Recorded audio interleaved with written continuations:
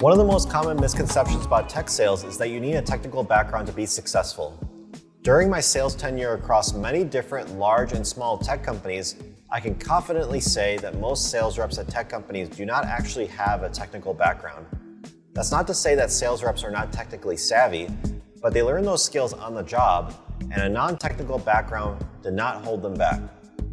I've seen people with history teaching degrees become extremely successful selling cloud technology, as well as former food truck owners sell machine learning and artificial intelligence for credit underwriting to major banks.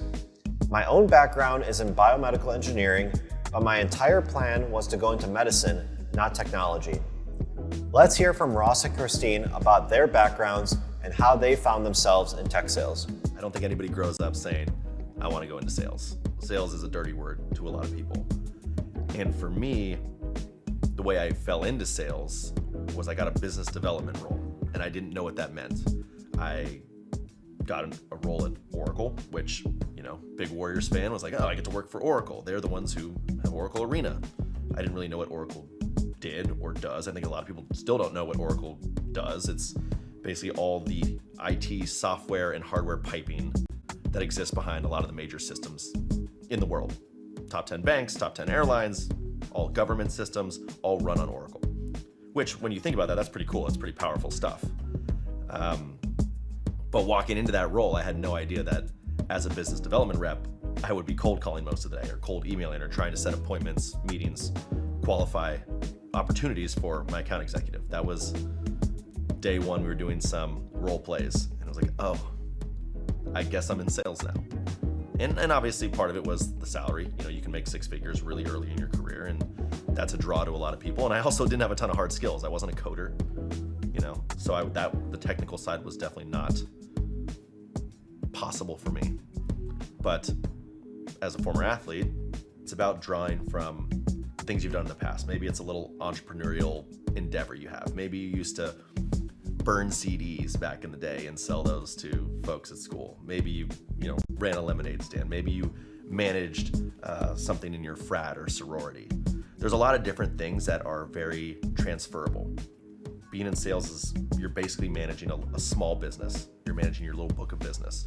And so anywhere you can pull from the small things you've done here and there in life, again, it's all about telling that story. It's all about framing things around process, about how the way you think strategically about solving problems, and kind of packaging that all together around, again, your why, your motivation.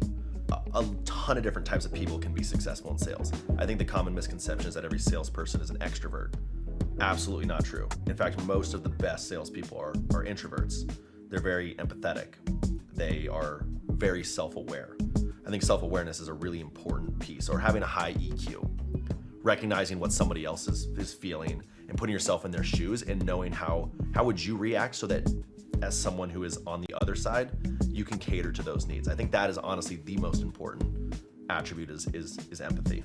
Yeah, what made me unsure jumping into sales initially was just not having a lot of examples out there where there's like female sales leaders or female sales reps who are doing really well. But huge surprise to me that there's just a lot of people who look like me, have the same journey, and it just makes me really hopeful that this role is becoming way more popular. I heard about sales and knew that it was a potential career path for me when I moved back to the Bay Area after school. You just couldn't avoid tech.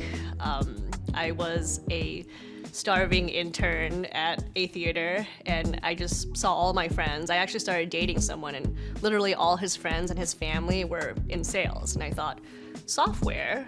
Wow, that's cool. Tech, ding, that's a cool buzzword these days.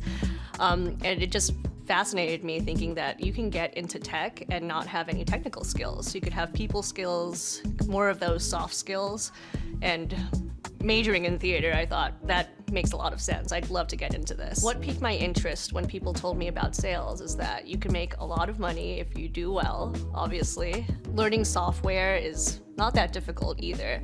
Even when I interviewed at companies, I saw it as like, hey, I'm coming in here, I want to learn about this product. This is better than business school. I really just want to get in the weeds of learning the ins and outs of your business. Working in sales is really a great way to just jump in and understand the ins and outs of a company and how to run a business. You interact with every function of a company, whether that's ops, that's the executives, the customers especially. So it's a really great way to just dive in.